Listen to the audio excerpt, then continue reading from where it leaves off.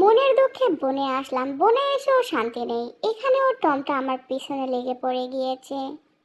কি ব্যাপার? আর তো পালাতে পারবে না, এবার তোমার ভিতরে এই তীরটা ঢুকিয়ে দিব। কি হলো? পাজিটাকে মারতে গিয়ে আমি চিৎপটাশ। টমটা একেবারে কুপোকাত হয়ে গিয়েছে। মনে হচ্ছে এই যাত্রায় আমি বেঁচে গিয়েছি। আর টমটা আমার পিছনে আসতে পারবে না, তবে আমার পিছনে কিছু একটা আঘাত করেছে। একটু হাত লাগিয়ে দেখতে হবে কি এটা আমার পিছনে, কোনো তরোয়াল নাকি এটা দেখতে হবে। না, মনে হচ্ছে অন্য কিছু। আরে বাপরে, একটা গুন্ডার! ওরে বাপ! যেখানে বাঘের ভয় সেখানেই সন্ধে হয়। গুন্ডারটা আমাকে খেতে চাইছে, তাড়াতাড়ি দৌড় দিতে হবে। শরীরের সমস্ত শক্তি দিয়ে দৌড় দিব। কি ব্যাপার, মনে হচ্ছে আমার পিছনে গুন্ডারটা আসছে না। অবাক করা কাণ্ড, গুন্ডারটা আসছে না কেন?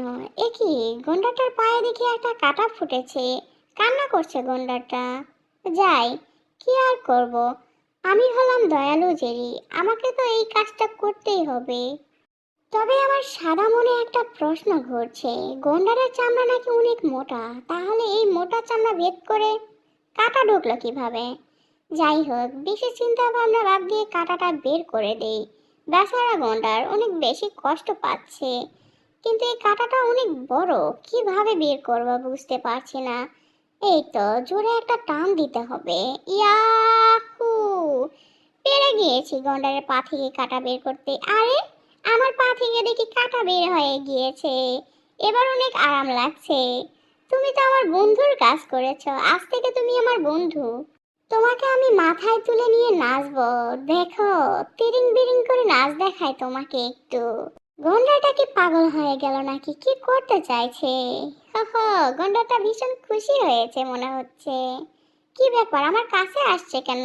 আউ! আমাকে চেটে দিচ্ছে। মানেটা কি বুঝতে পারছি না।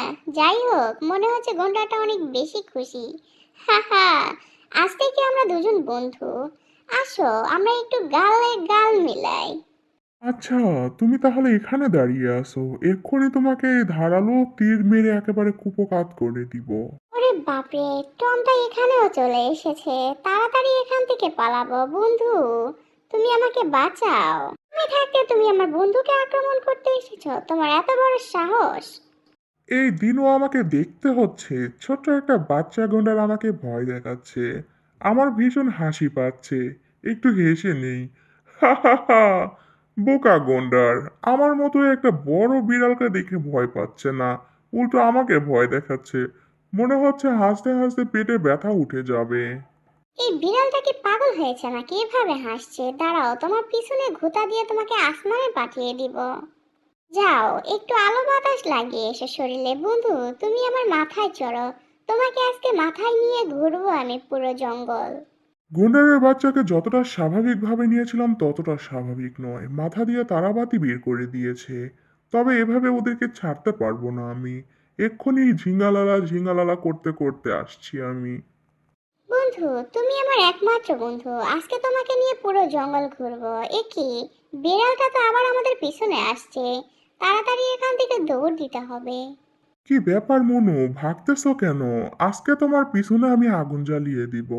কি বলছো? কার পেছনে আগুন ধরাবে? আগে তোমার পিছন বাঁচাও। ওরে বাপরে! কুমির! কুমির ভাইয়া, আমাকে ছেড়ে দিন, দয়া করে আমাকে ক্ষমা করে দিন। আর কখনো আপনার মাথার উপরে পা রাখবো না। পাজি কুমিরটা কোনোভাবে আমাকে ছাড়লো না, একেবারে ল্যাংড়া বানিয়ে দিয়েছে। তবে লাঠিটা থেকে ভালোই হয়েছে, কোনোভাবে হাঁটতে পারছি।